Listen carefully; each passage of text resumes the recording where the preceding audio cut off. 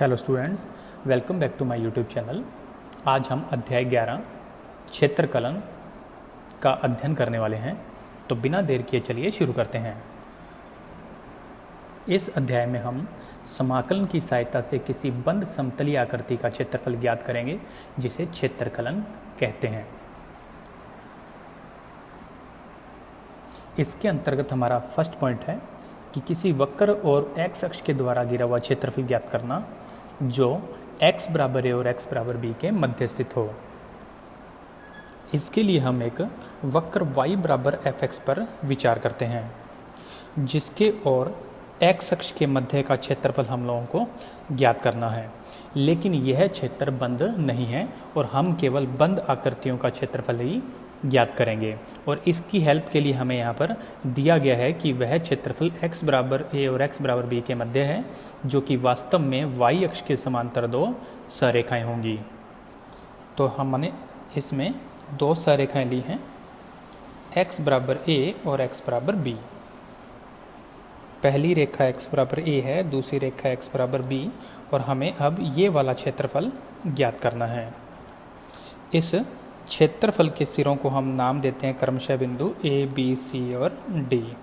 तो अब हमें क्षेत्रफल a, b, c, d ज्ञात करना है, जो कि बंद है।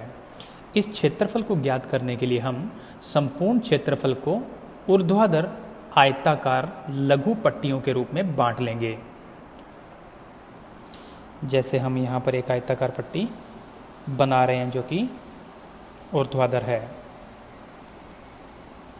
और इन आयताकार पट्टियों का योग ही वास्तव में संपूर्ण क्षेत्रफल होगा, और हम योग करने के लिए समाकलन का उपयोग करेंगे।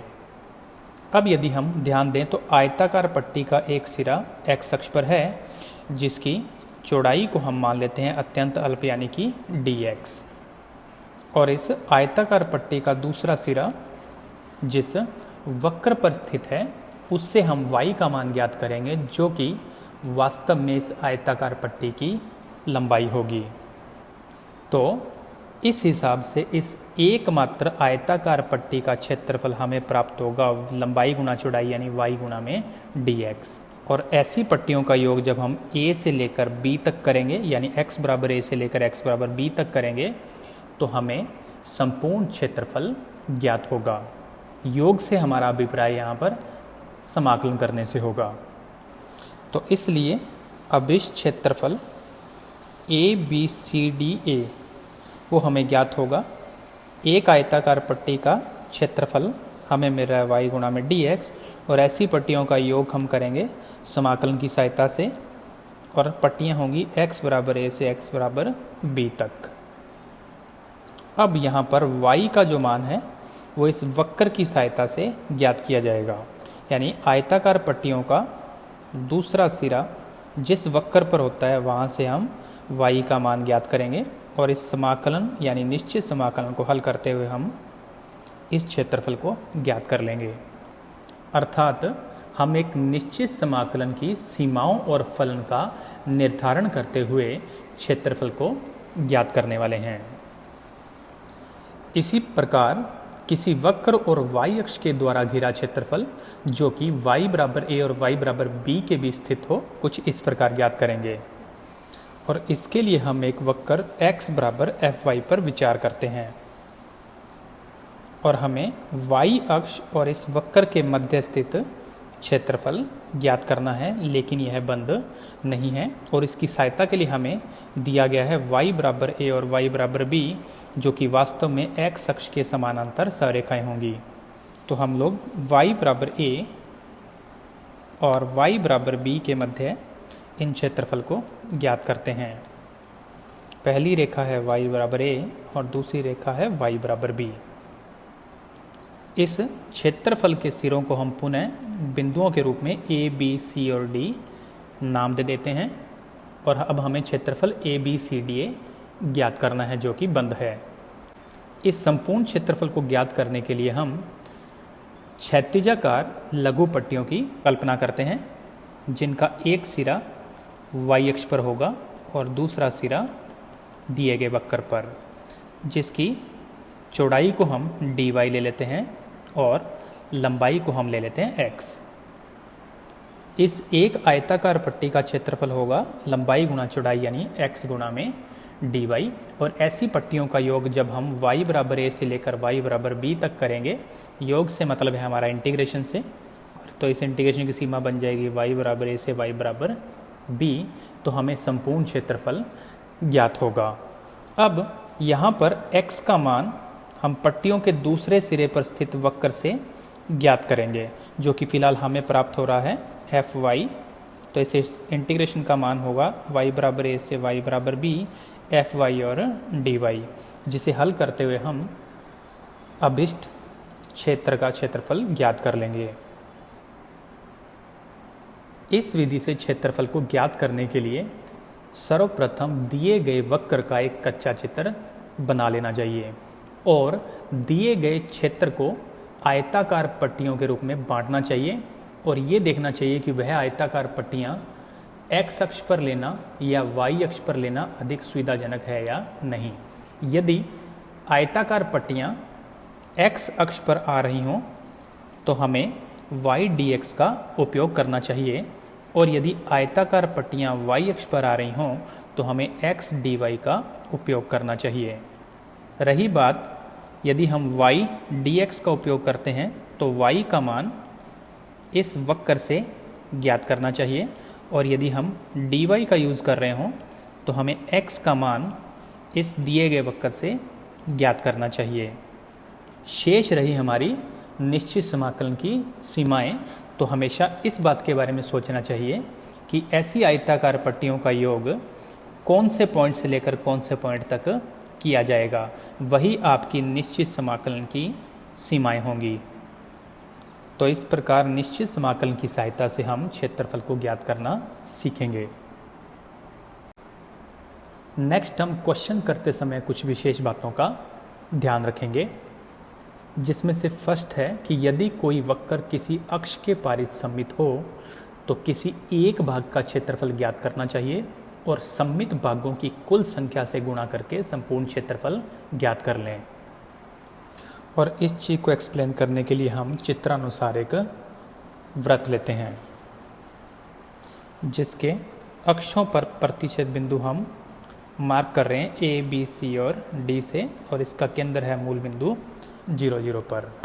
तो इस संपूर्ण वृत्त का क्षेत्रफल वास्तव में होगा ABCD A से, जो कि बंद है। और यदि इसमें ध्यान दें तो यह 4 एक जैसे भागों में बंटा हुआ क्षेत्रफल है, इनको सममित भाग कहते हैं। तो क्यों ना हम किसी एक भाग का क्षेत्रफल ज्ञात करें और उसको गुणा कर दें 4 से, जिससे कि हमें इस पूरे वृत्त का क्षेत्रफल ज्ञात हो जाए। तो इसको हम चाहें तो यूँ भी लिख सकते हैं 4 गुणा में क्षेत्रफल OABO। यदि आप चाहें तो ये यूँ भी हो सकता है कि हम सिर्फ इस ऊपर वाले हिस्से का क्षेत्रफल ज्ञात करें और इसका 2 से गुणा कर दें, क्योंकि x अक्ष के ऊपर और नीचे का क्षेत्रफल भी एक समान होगा। तो इस क्षेत्रफल को कुछ यूँ भी लिखा जा सकता है 2 गुणा में क्षेत्रफल ABCOA।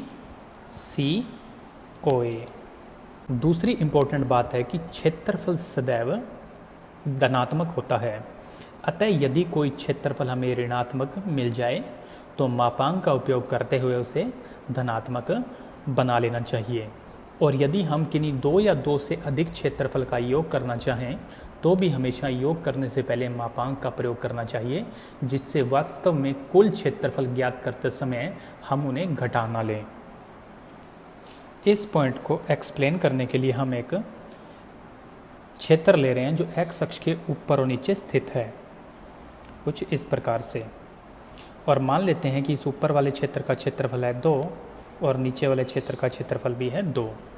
लेकिन यदि हम x अक्ष के ऊपर का क्षेत्रफल लेंगे तो वह हमेशा प्राप्त होगा पॉजिटिव, और यदि x अक्ष के नीचे स्थित वाला क्षेत्रफल लेंगे तो वह हमेशा हमें प्राप्त होगा नेगेटिव। तो इस प्रकार यदि हम कुल क्षेत्रफल ज्ञात करना चाहें, यदि हमने इनका सीधा ही योग कर दिया तो वह हमें प्राप्त होगा 0, जो कि गलत है, क्योंकि यह क्षेत्रफल यदि मैं संपूर्ण रूप में देखूं तो कभी 0 नहीं हो सकता। इसलिए हमें हमेशा ऋणात्मक वाले भाग पर मापांक का उपयोग करना चाहिए, जिससे इसका कुल क्षेत्रफल हमें 4 वर्ग इकाई मिलेगा। एक्स अक्ष से नीचे स्थित क्षेत्रफल ऋणात्मक होता है ज़्यादातर। ये सीमाओं के निर्धारण से ही स्पष्ट होता है। अतः हमें सदैव एक्स अक्ष से नीचे स्थित कोई भी क्षेत्रफल को ज्ञात करने से पूर्व उस भाग पर मापांक का प्रयोग करना चाहिए।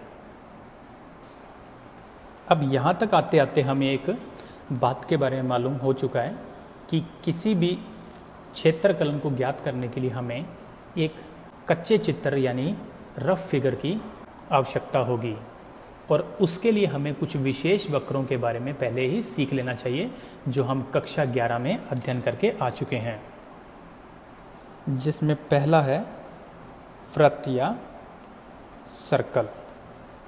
हम जो पहले प्रकार के वृत्त को जानते हैं उसका समीकरण होता है x square plus y square is equal a square, जिसका केंद्र सेंटर 0 0 होता है और रेडियस का मान होता है ए।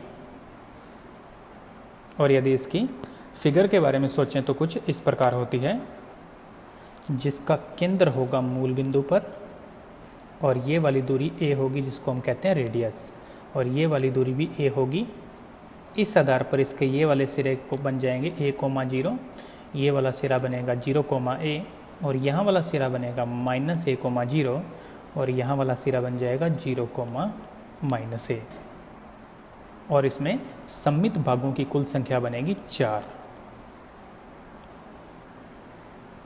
इसके बाद दूसरे टाइप का जो होता है वृत्त, उसकी समीकरण होती है x माइनस एच का स्क्वायर प्लस वाई माइनस के का स्क्वायर इक्वल ए स्क्वायर, जिसका केंद्र होता है 0 0 के अलावा h कोमा के, और इसकी रेडियस पूर्व की भांति ली जाती है a। इसमें हम सममित भागों की संख्या के बारे में बात नहीं करेंगे। अब किसी भी वक्र की समीकरण को देखकर ही उसकी पहचान हो सकती है। तो वृत्त की सबसे बड़ी पहचान होती है कि इसमें एक्स स्क्वायर और वाई स्क्वायर के गुणांक एक समान होते हैं, साथ में x गुणा वाई का कोई पद उपस्थित नहीं होता।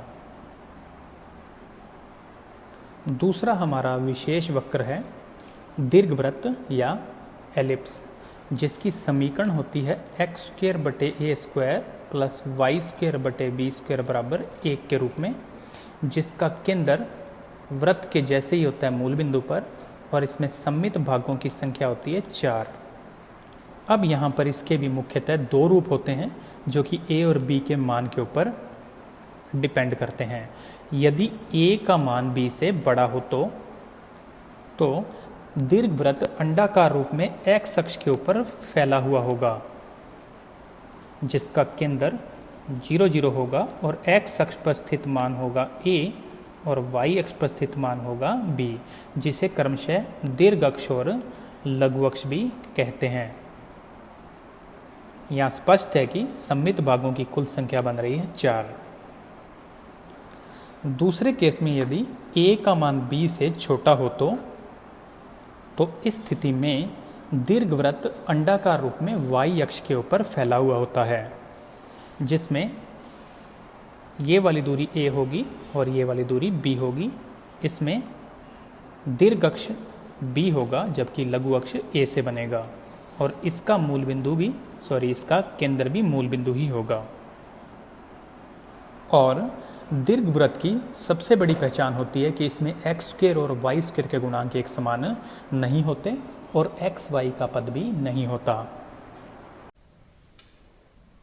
हमारा नेक्स्ट मोस्ट इम्पोर्टेंट वक्र है परवलय या पैराबोला। इसके मुख्यतः 4 रूप होते हैं, जिसमें से फर्स्ट है वाई स्क्वायर इक्वल 4ax, जिसकी आकृति कुछ इस प्रकार होती है कि इसका फेस पॉजिटिव एक्स अक्ष की साइड में खुलता है, और इसमें एक विशिष्ट बिंदु होता है जिसको बोलते हैं नाभि, जिसके कोऑर्डिनेट होते हैं a, 0, और ये दूरी होती है a, और इस बिंदु को कहते हैं शीर्ष, जो कि मूल बिंदु पर स्थित होता है। नाभि से गुजरने वाली एक रेखा होती है जो कि एक्स अक्ष पर होती है लंबवत, जिसे बोला जाता है नाभि लंब, और इस नाभि लंब का समीकरण होता है x बराबर a और इस नाभि लंब के सिरों को यदि हम L और L' नाम दें तो इनके कोऑर्डिनेट होते हैं A, 2A और A, -2A। इन सभी बातों को हम लोग याद रखेंगे। पहली चीज़ के अंदर होती है नाभि, जिसको F से व्यक्त करते हैं, X अक्ष पर होती है तो उसके कोऑर्डिनेट होते हैं A, 0। दूसरा होता है नाभि लंब का समीकरण, जो कि होगा x बराबर a, और फिर होते हैं नाभि लंब के सिरे, जो कि इस आकृति में है A, 2A और दूसरा है L' A, -2A, और इसमें सममित भागों की कुल संख्या होती है 2। दूसरा इसका रूप होता है y² = -4ax, यानी इसमें और पीछे वाले में सिर्फ एक माइनस का फर्क होता है। x के स्थान पर यदि -x कर देंगे तो हमारे को ये वाला रूप मिल जाएगा। तो इसका फेस नेगेटिव x अक्ष की साइड में ओपन होगा, बाकी सभी बातें सेम रहेंगी। विशिष्ट बिंदु यानी कि नाभि F से व्यक्त करेंगे, जिसके कोऑर्डिनेट बन जाएंगे -a, 0, शीर्ष इसका मूल बिंदु पे ही रहेगा। और इस नाभि से गुजरने वाली और x अक्ष पर लंबवत रेखा बन जाएगी नाभि लंब, जिसका समीकरण अब बन जाएगा x बराबर -a। नाभि लंब के सिरे होंगे L और L', तो वो नाभि लंब के सिरों में सिर्फ x कोऑर्डिनेट चेंज होगा, तो -a, 2a, और ये बन जाएगा -a, -2a। तो इसमें हमें सिर्फ x कोऑर्डिनेट का चिन्ह बदलना है, तो बन जाएगा नाभि F -a, 0। नाभि लंब का समीकरण जो होगा, पहले था x बराबर a, अब बन जाएगा x बराबर -a, और नाभि लंब के जो सिरे हैं जो पहले थे हमारे पास वो थे a, 2a, और दूसरा था a, -2a। अब यदि हम इसके x कोऑर्डिनेट का चिन्ह बदल दें तो ये इस वक्र के लिए नाभि लंब के सिरे बन जाएंगे। इसमें भी सममित भागों की संख्या होगी हमेशा 2। इसका नेक्स्ट रूप है x² = 4ay, यानी अगर हम पहले वाले वक्र y² = 4ax की बात करें, इसमें और इसमें सिर्फ x और y का फर्क होगा, यानी x की जगह y और y की जगह x हो जाएगा। तो इसके वक्र में इसका फेस ऊपर की तरफ होगा, यानी y अक्ष की साइड में खुला हुआ होगा, जिसकी नाभि पूर्व की भांति ही f होगी, लेकिन इस बार y अक्ष पर होगी तो बन जाएगी 0, a, यानी हमने x और y के कोऑर्डिनेट को आपस में इंटरचेंज कर देना है। और अब जब हम नाभि लंब की बात करेंगे तो वह x अक्ष के समांतर रेखा होगी, जिसका समीकरण बन जाएगा y बराबर a। पहले x बराबर a था, y बराबर a बन जाएगा। नाभि लंब के सिरे बनेंगे L और L', जिनके कोऑर्डिनेट बन जाएंगे -2a, a और +2a, में a। अर्थात यदि आपको y² बराबर 4x वाला याद है तो उससे दूसरा और जो तीसरा रूप है वो भी याद हो सकता है। अब इसकी जो नाभि होगी, नाम उसका f ही रखेंगे, बस x और y कोऑर्डिनेट को इंटरचेंज करेंगे तो बन जाएगी 0, a।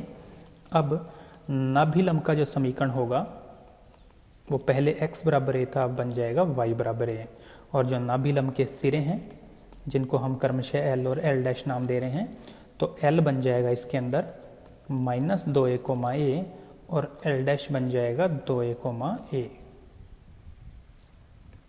इसका शीर्ष पूर्व की भांति ही मूल बिंदु पर होगा, और इसमें भी सममित भागों की संख्या बन जाएगी 2।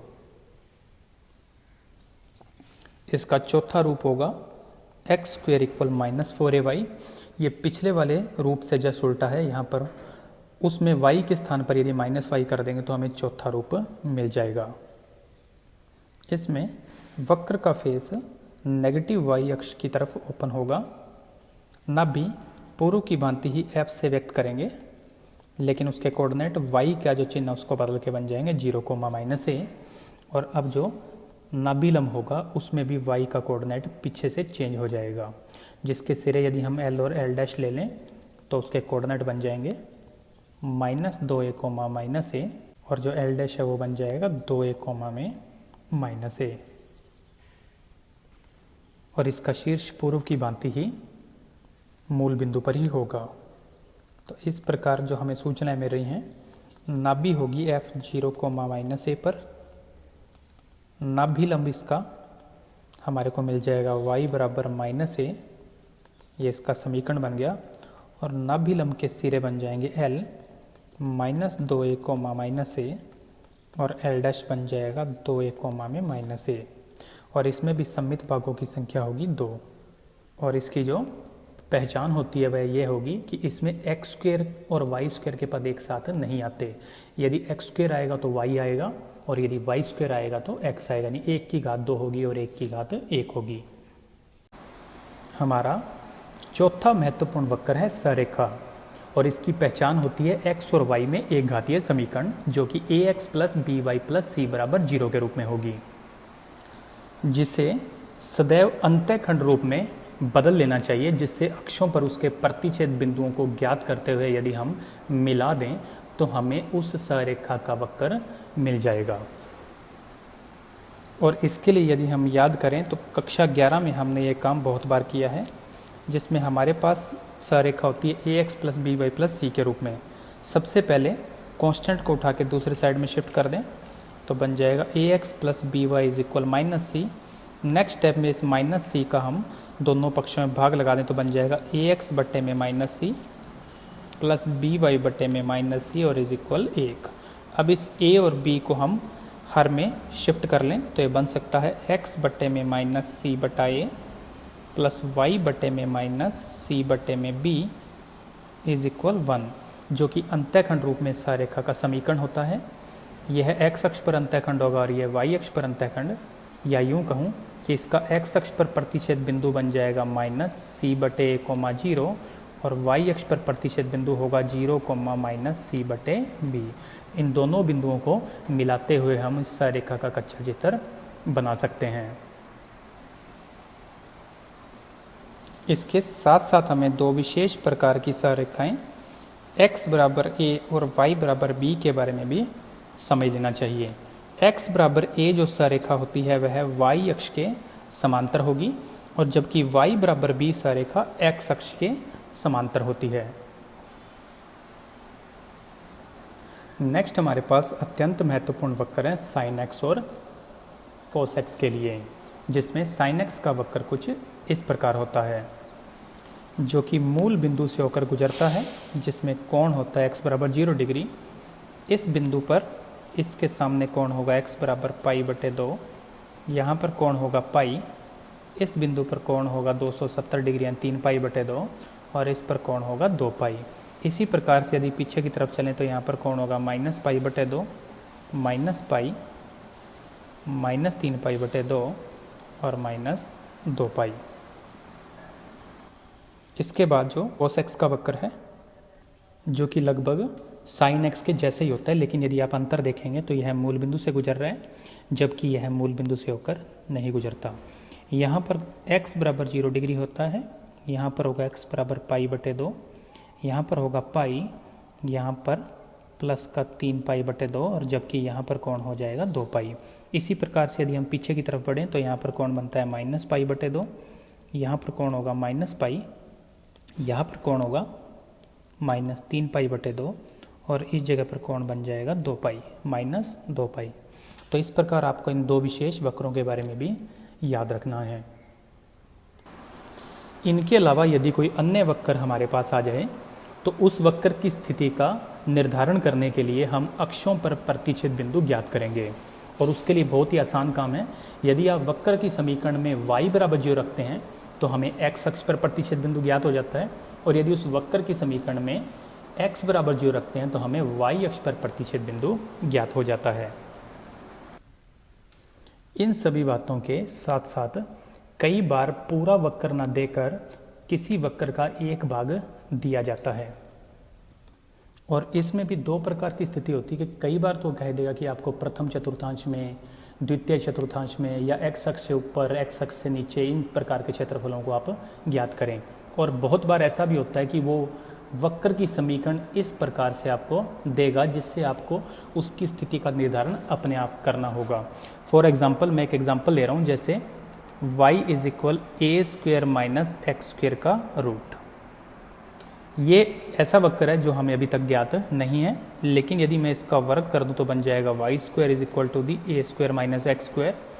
x² को उठा के लेफ्ट हैंड साइड में शिफ्ट करें तो x² + y² इक्वल बन जाएगा a², जो कि केंद्र मूल बिंदु वाला एक बन जाएगा वृत्त। तो ये भी एक वृत्त का समीकरण है, लेकिन ये इसमें सिर्फ y का मान आ रहा है प्लस, y का मान माइनस नहीं है।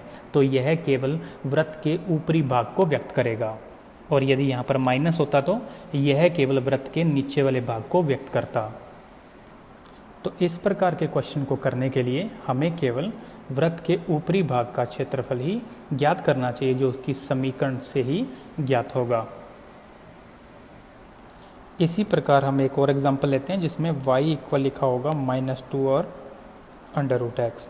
यदि मैं इसका वर्ग करूँ तो बन जाएगा y² इक्वल 4x, जो कि एक परवलय का समीकरण होगा, और यह केवल परवलय के नीचे वाले भाग को व्यक्त करेगा। तो इस प्रकार के क्वेश्चन को सॉल्व करने के लिए हम केवल इस परवलय के निचले भाग पर ही विचार करने वाले हैं। तो इस प्रकार इन महत्वपूर्ण वक्रों के बारे में आप सीखते हुए कच्चे चित्र का निर्धारण करना सीखेंगे, और उसके आधार पर ही हम क्षेत्रफलन का मान ज्ञात करेंगे।